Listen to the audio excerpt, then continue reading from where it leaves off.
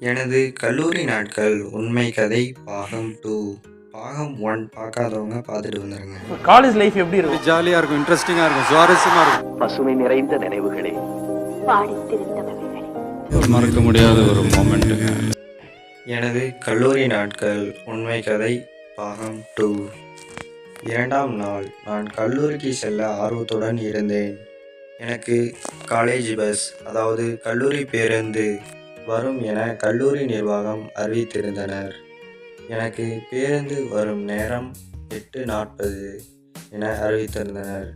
நானும் கல்லூரி பேருந்துக்காக காத்திருந்தேன். கல்லூரி பேருந்தும் வந்தது. கல்லூரி பேருந்தில் ஏறி சென்றேன். சரியாக அரை மணி நேரம் கழித்து கல்லூரிக்கு சென்றது பேருந்து. அனைத்து பேருந்தும் ஒரே இடத்தில் நின்றது, அதாவது கல்லூரி மைதானத்தில் நின்றது. நானும் பேருந்தில் இருந்து இறங்கி நின்று கொண்டிருந்தேன்.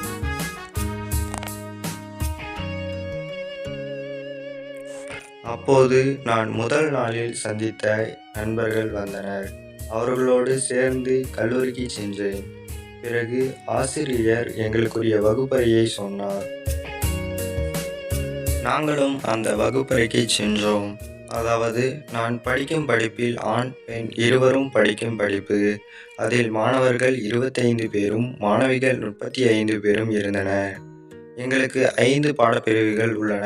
ஒவ்வொரு பாடப்பிரிவிலும் ஒவ்வொரு ஆசிரியர், அதாவது 5 ஆசிரியர்கள். அதில் ஒருவர் இன்சார்ஜ் மேம், அதாவது பொறுப்பாளர்.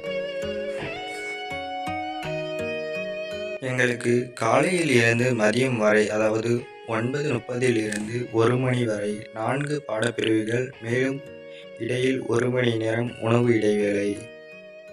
மதியத்திலிருந்து, அதாவது 2 மணியில் இருந்து 4:45 வரை லேப், அதாவது அறிவியல் ஆய்வகம். மீண்டும் 5 மணியளவில் பேருந்து கல்லூரியிலிருந்து வீட்டிற்கு புறப்படும். எங்களுக்கு முதல் நாளிலேயே பாடம், அதாவது லெசன் எடுக்க ஆரம்பித்தனர். அப்போது எங்களுக்கு மிகவும் ஆச்சரியமாக இருந்தது. ஆசிரியர் அவர்கள் லெசன் எடுக்கும்போது நாங்கள் நோட்ஸ் எடுக்க வேண்டும். ஆனால் ஆங்கிலத்தில் எழுத வேண்டும். அதுதான் கடினமாக இருந்தது. நான் 2ஆம் மேசையில் அமர்ந்திருந்தேன். அப்போது எனக்கு ஆங்கிலம் எளிதாக எழுத தெரியாது. ஏதோ என்னால் முடிந்தவரை எழுதினேன்.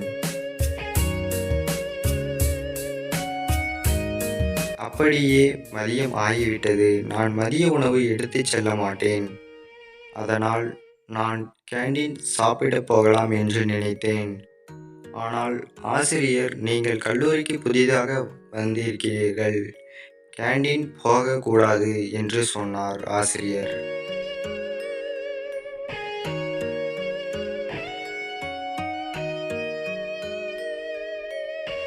ஆனால் நான் கேண்டீன் சாப்பிடச் சென்றேன். அங்கு எனக்கு தெரிந்த நண்பர்கள் அதே கல்லூரியில் படிக்கிறார்கள். அவர்களுடன் சேர்ந்து கேண்டீனுக்கு உணவு அருந்தச் சென்றேன்.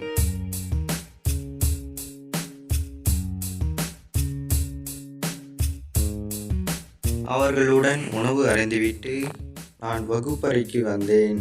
நான் முன்பாகவே சொன்னது போல் மதியம் லேப். அதில் ஏ பேட்ச், அதாவது பி பேட்ச், அதாவது பிரிவு என்று 2 பிரிவுகள் உள்ளன. அதில் நான் பி பேட்ச். அதில் 10 மாணவர்களும் மாணவிகள் 20 பேரும் உள்ளன. நாங்கள் லேபுக்கு முதல் நாள் என்பதால் அன்று எதுவும் நடக்கவில்லை. அப்படியே கல்லூரி முடிந்தது. அடுத்து வீட்டிற்கு செல்ல கல்லூரி பேருந்தில் ஏறினேன். அங்கு பார்த்தால் அமரும் இடத்தில் எல்லாம் ஏதாவது ஒரு பொருள் இருந்தது. என்ன என்று கேட்டேன். அதற்கு அருகில் இருந்தவர், அமர்வதற்கு இடம் பிடித்திருக்கிறார்கள் என்று சொன்னார்.